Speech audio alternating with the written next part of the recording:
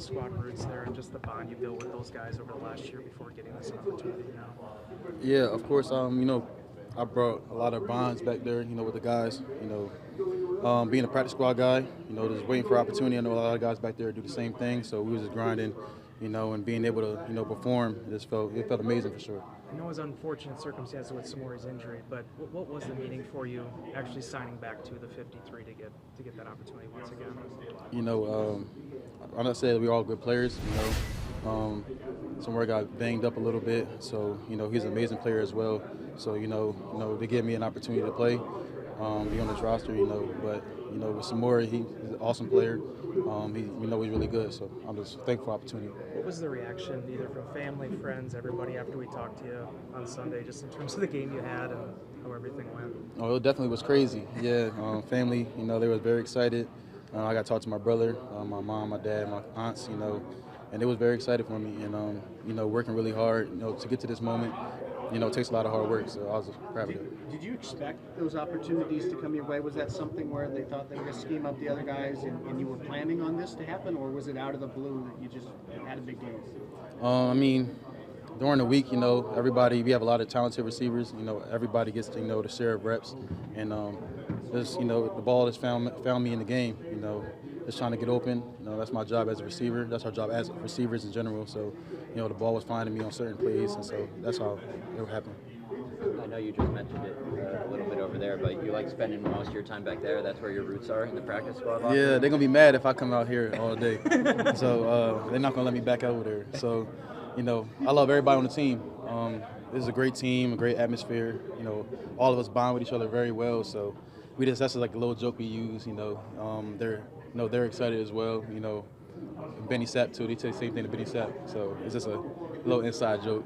How crazy is this? How far, not just you, but this team's come to be in the position to be in the driver's seat to make the playoffs? We started this, I think 3 or 4 games ago. We were saying, it's playoff time, win in advance, and so the team bought into that. I think I definitely did. The whole entire team definitely did. We brought into that, and every week we came out here practicing very hard, and so when we went to the game day, we took that as, like a playoff game. And I think we embodied that, and so we're just going to keep doing that. Do you think they'll move you around a lot? I know against Tampa you were in the backfield, and now with AJ's injury status unknown, do you think you'll be, kind of be moved all over, or what do you see for Sunday? I'm gonna be probably wherever coach puts me at, but I expect to be at wide receiver, sure. So if someone asked you before the season, name the receivers who you think will go for 100 yards this season first, where do you think you would have fallen on that list? I wasn't on the team at that point, so I'll just say it's a blessing, to be around, such a great group of guys. Nobody has hit 100 yards, and for me to hit 100 yards, it was special for me, and they made it even more special, being excited for me. So it was a very exciting moment. Like I said earlier, guys had 97, 98, and they were just joking around with me, like, you just got 100. I'm like, oh, snap. Like, it was just a good feeling to have your guys behind you. So. Expect double teams this week? Oh, man. I have no clue. I'm just going to keep going into the game, preparing very hard, keep practicing hard, and, see what happens. What do you think of the way your quarterback has been playing the last couple of months? Oh, man.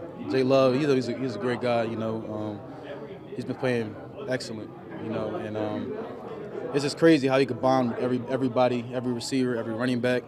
He just has that neck for him, to find open guys, to make plays. He's a playmaker. He's a great quarterback, and we're just thankful to have him as receivers. Do you mean bond just on the field or on and off? On and off the field. What does he do off the field that helps him relate? We go to dinners at his house. Mondays, he has whole people come over. I don't think I'm saying too much, but we come over his house on Mondays and we eat. We go over film.